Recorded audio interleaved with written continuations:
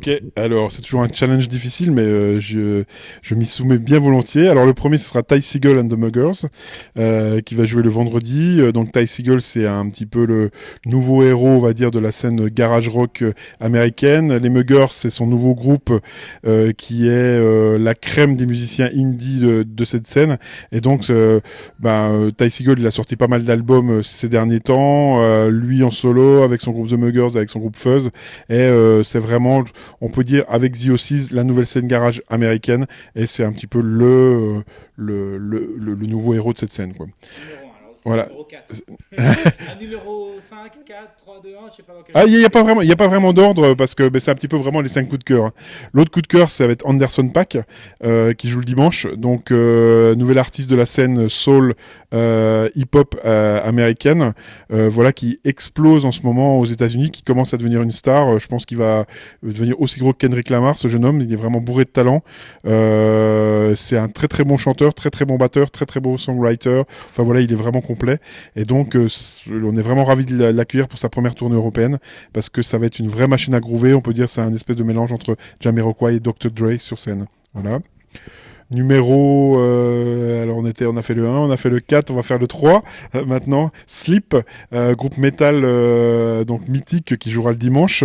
Voilà, trio pachydermique, musique très très lourde, très très lancinante. C'est un groupe qui a beaucoup évolué dans les années 90, qui s'est séparé, reformé il y a quelques années.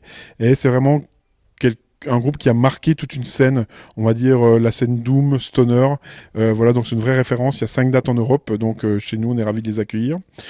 Quatrième groupe, là je parlerai d'un groupe qui s'appelle Overkin, qui est un trio irlandais de la scène rock, garage. Il y a un petit côté Strokes dans leur musique. C'est tout jeune, ils ont 18 ans, mais ils savent rocker comme les Anglais, enfin anglais, écossais, irlandais, tout ça, comme ils savent bien le faire. Il y a un petit côté Clash aussi dans leur musique. Sur scène, c'est des vraies bêtes de scène. Donc voilà, vraiment à suivre.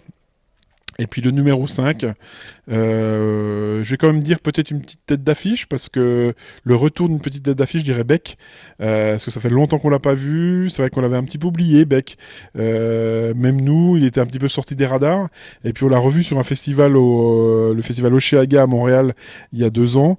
Et le show était vraiment magnifique. Il était tête d'affiche. Il fait encore la tête d'affiche des festivals américains. C'est toujours une star là-bas. Et on s'est dit, wow, c'était vraiment génial. Il faut absolument qu'on le réinvite. Et voilà, l'occasion c'est faite cette année. Et Beck, voilà, songwriter incroyable. Les morceaux, enfin, on va pas parler du morceau Loser, qui est le morceau qu'il a fait révéler, mais il a fait énormément de morceaux qui sont finalement des tubes dans des styles totalement différents, comme Midnight Vulture avec son côté funk. Enfin voilà. Donc Beck, ça va être vraiment le gros show et le grand retour aux Eurocaines cette année.